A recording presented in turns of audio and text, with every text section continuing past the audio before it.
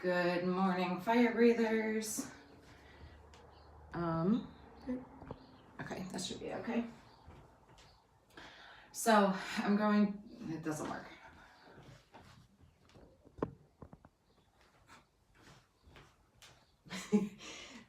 That start pretty much describes my morning. So, happy Hump Day, 2019, 06/05 already. Yeah, and just in candidness, right? Like, I'm all about being real. We know that social media is highlight reels, and kind of one of those, like, if you're ever actually honest with your emotions, people accuse you of being attention seeking, but then if you're only ever positive or putting out like the good positive vibes, you get accused of being fake. So it's like a damned if you do, damned if you don't, right? So I go the route of just be real and honest. So I have been having a rough morning, contemplating, why am I spending time making these videos? And then, why do I work out? And just, it's like a woe is me type day for no reason. If you struggle with depression and anxiety, you can relate. If you don't get it, right? So, but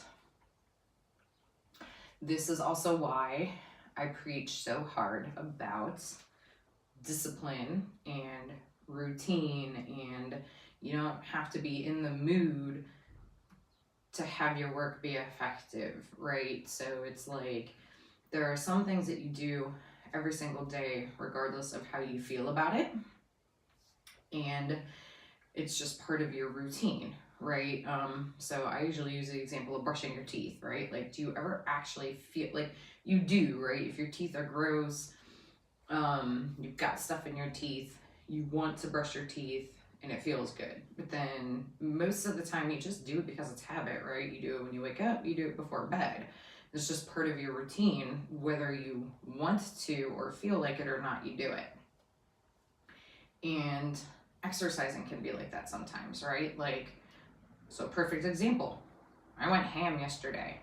I was in the mood. This feels great. I also have nothing else to do, right? This is my hobby. This is my job. This is my lifestyle. I have the time. I'm blessed to be able to do this. Let's do it. And then you wake up some mornings like this morning and it's like, don't want to, not in the mood. What's the point? And it's different when if you physically can't walk, right, and your body's telling you you need a rest day, then that's going to be different. If you have family obligations to where, and work obligations where you legit can't make it into your day, then you need to listen to that and respect those priorities, right? But when you have the time, you have the physical capability, it's just a matter of not feeling like it. Those are the times when it's the most important to push through. Do it anyways, because regardless of how you're feeling about doing it, even if your head's not in it and my heart isn't necessarily in it, in 90 minutes I'll be done and I'll be glad I did it, versus then just continuing to wallow in the feelings that you're experiencing. So just basically letting you guys know, and even I myself, where this is my passion, my livelihood, my hobby, my job, my career, my identity, that even I struggle with these days of like, I don't have the space to do this. That means I have to scale it. How does that look? Like, I don't want to bench. It just, by myself in my basement. So it's just those things, we're all human. We all struggle with things, and just push through, do what you can when you can, and know that even doing a little bit, right? So that was something else I had seen the other day too. That, it's better to do something half-assed than to not do it at all. So if you're a perfectionist, again, if you struggle with the anxiety and the depression and the perfectionistic tendencies, you have high expectations of yourself. Sometimes we feel like, well, I have to do all of it. because a little bit isn't worth it. That's absolutely not true. Because 10% is 100% more than 0, right? So even just doing it a little bit, getting something done is better than getting nothing done at all, right? So brushing your teeth for 30 seconds, it's not as good as brushing your teeth for 2 minutes, but it's 100% better than brushing your teeth for 0 minutes. So same concepts, right? Like, you might not be able to go 100% all in today, but the 10% that you can give is so much better and better for you in the end of the day, in the end of an hour, at the end of the week, at the end of the month, than not doing it at all. So, vlog, things that if my mind were right, I could probably type out and make a really good blog post. And again, you just get to listen to me ramble. So, all right, 6-minute mark. I'm gonna put that in the note, is when the fun starts. So, home track, I'm gonna start with you. 2019 06 05 body weight. If you're new to the program, this is your first time seeing this style of workout. This is called an AMRAP repeat. So you have your 3 movements, and you're going to, it calls for a certain amount of rounds, a certain amount of work period, and then rest. So you're going to take your 3 movements, and for your work period, you're going to cycle through those 3 movements as many times as you can. Then you're going to rest, and then you're going to repeat that sequence for the total number of rounds. So your movements, we'll start there. You have no push-up burpees. Now, RX for these are to jump your feet back and forward.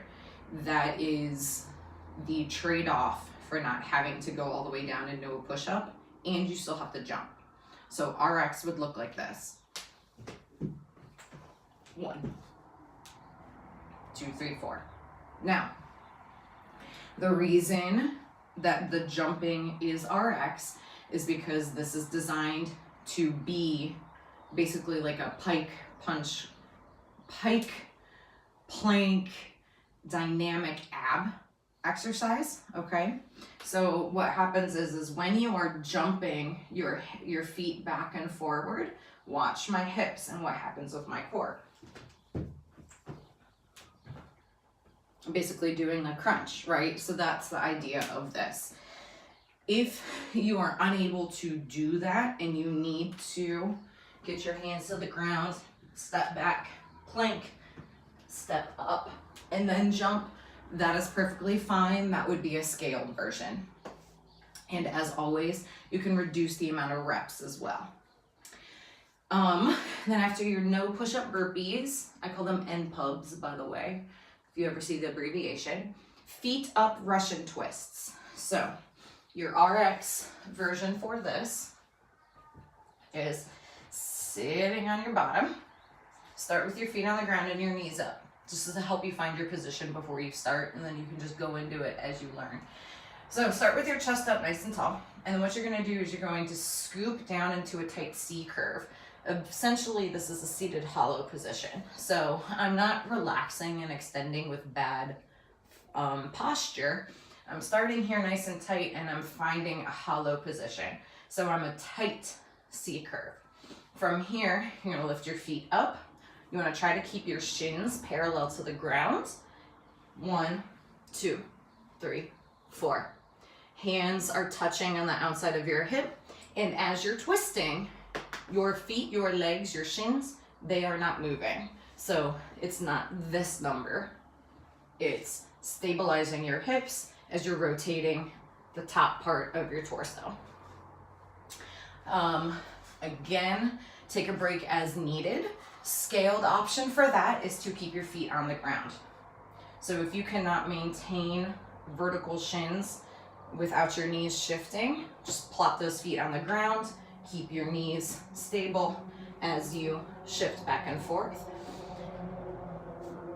So that's that. And then incline push-ups. So incline push-ups, ideally you are doing this off of a couch, steps, If you have a dining room chair that you can push up against the wall so it doesn't slide away from you, that works. And for an incline push-up, just means your hands are up on an object. You're holding a plank and then chest to that object and pushing back up. Now, RX for that, again, there's no standard height, just because it's going to depend on what you have available to you wherever you're training. The higher the incline, the easier it is. So for our intents and purposes, anything from 2 inches up to, I would say, 24 inches would be considered RX for this, just to account for all the variability in what objects we are using. If you are using a wall or anything above 24 inches, you would count that as scaled. So wall push-ups would totally count if you need to, just make your score scaled. So that's perfectly acceptable there. And then your score at the end of all your rounds is the total amount of reps. So I recommend keeping track of rounds and reps as you go, and then doing the math once your brain comes back to your body, once your workout is over. Just mind, body, fitness, flexing our math skills for the time being while we're using this app program. So that's that. Home, have fun, and Dracarys. And then I'm gonna slide into like the 12-minute mark. Look at that. Gym. So gym, you've got 2 power lifts today, a Metcon, you've got a gymnastics skill situation, and an alternating EMOM. So let's talk about your power lifts. Your deadlifts are standard deadlifts for this. So feet underneath your hips, hands outside your legs. So whatever that stance looks like for you, and you're doing it for the number of reps and sets and reps that it calls for. Get as heavy as you can. Build as needed. Do make sure they are all working sets though. So the empty bar, unless you're a brand new beginner, does not count for that. And again, deadlift, balance your weight between the balls of your feet and your heels. Your shoulders are over the bar. Pull the clink out of the bar. I'll probably share Whiteboard Daily's post about that before you go to drive those feet through the ground to get that bar up above your knees, and then squeezing your hips towards the bar, come to standing. Remember, you do not have to hyperextend. Don't pull with your lower back. Make your legs do the work. Your back, your lats, your arms are tight, trying to wrap that bar around you to keep that bar close, maintaining that form through your lifts. Hand on the barbell for all 3 reps. If your goal is to be proficient at functional fitness, exercising for sport and for time. If you are a power lifter, you're focused on powerlifting, return the barbell back down to the ground, but you can reset as needed. They do not need to be touch and go, no bouncing. All right, and then you've got bench press, standard bench press. Please be smart, be safe. If you have a spotter, grab a friend, use a spotter. If not, so I always say, I would make my athletes in person clip because we had a spotter. If you are benching without a spotter, don't clip your barbell, so then that way you can dump it if you get stuck. But that's, again, just be smart, use common sense for where you're training, what you're doing. Don't puncture a lung dropping a heavy barbell on your chest. And then your Metcon Ember, because it's gonna burn and reduce you to ashes.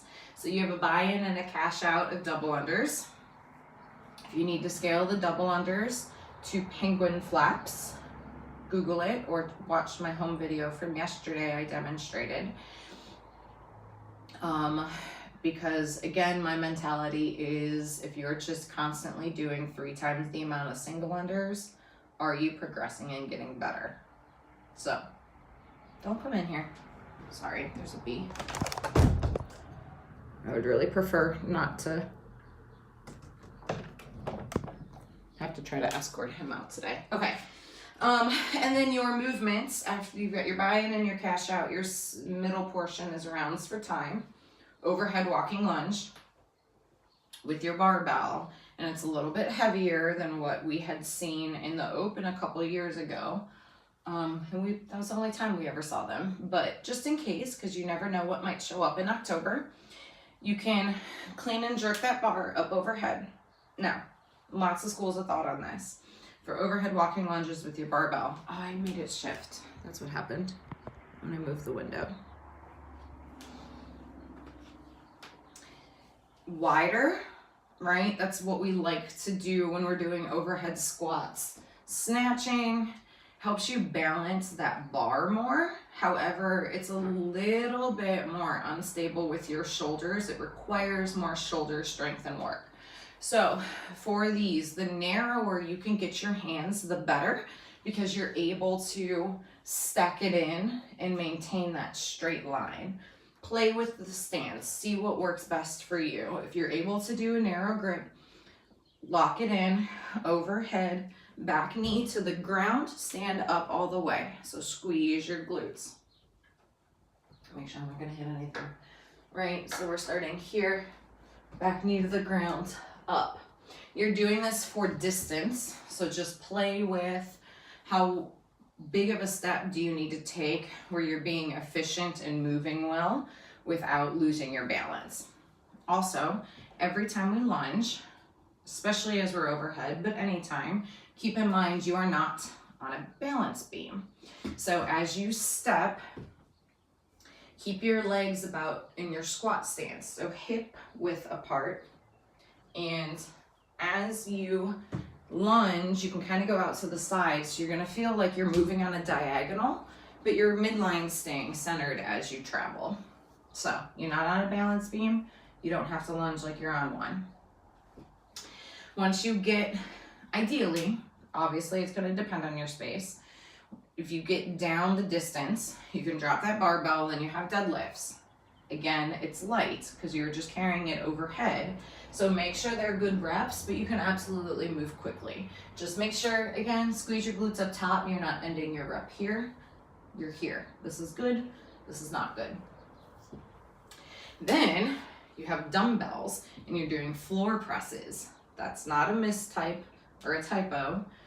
Have your dumbbells, lay on the ground, and you're doing floor presses, okay? So have fun with that, being reduced to ashes. Ember, burn. All right, after that, if you're going in order, spinal tap.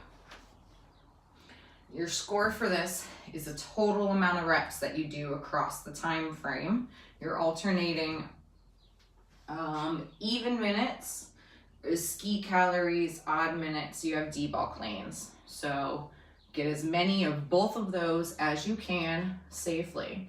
If at any point your lower back does start to bother you during this, couple things to keep in mind, right? So again, this is paired together because with skiing, we're closing our hips and you're doing this, and then with your dball clean, you're going from here and then hyperextending. So this is intentional to, again, spinal tap. This is a core cardio exercise being sneaky, but then now I'm telling you so you know the intention. Skiing, you will see a lot of people grab and just pull like this with the arms, right? Like this is cool. So if you want to do that, that style, in my opinion and from my experience, benefits tall people the most, because you're able to reach up here and your hands are where that cord starts, and you can pull and you get a nice good extension of that cord. For the vertically challenged, us fun size folks, this tends to be very inefficient for trying to, especially to accumulate calories. You will see the ski erg compared to doing a ball slam, and that's great as well. I personally like to think of it as a reverse wall ball. So I have to jump for wall balls in order to hit them for big volume efficiently. And so I translate that over to the ski erg, where at the top of the ski erg, I'm reaching and jumping and then squatting, using that momentum from my hips and the power of my body weight driving down towards the floor and letting my arms just kind of finish the pull.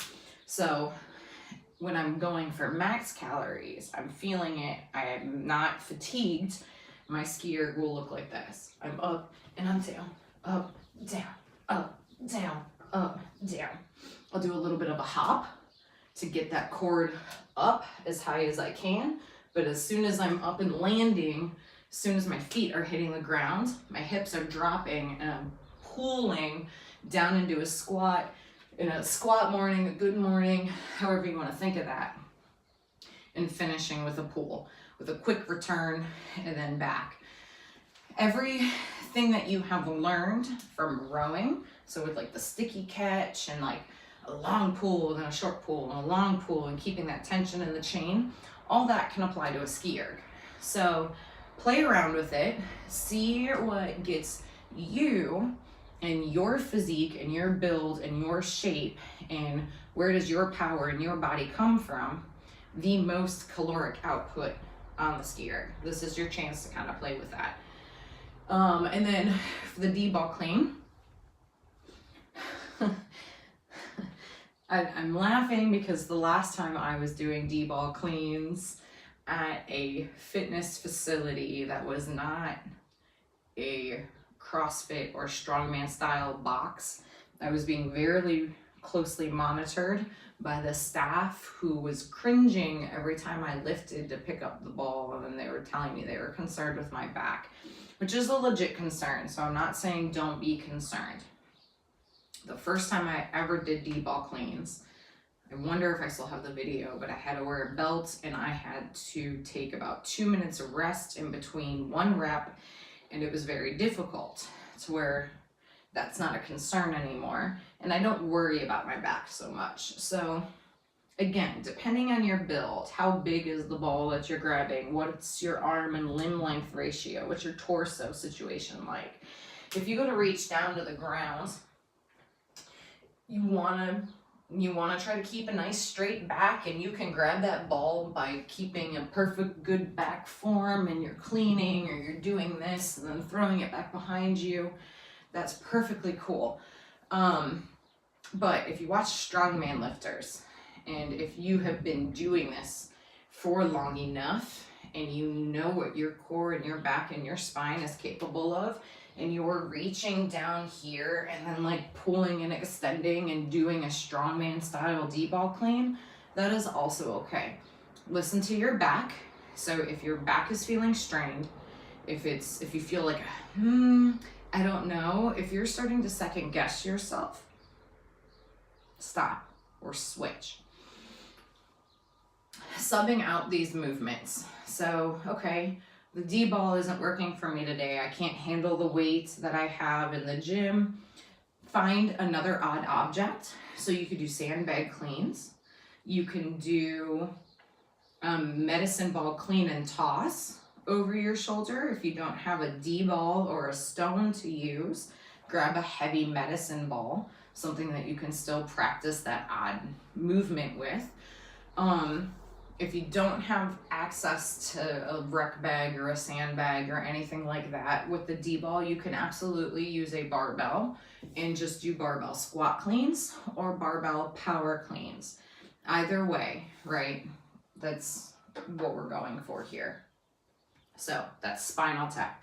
Again, be smart, use common sense, be safe. Any questions, let me know.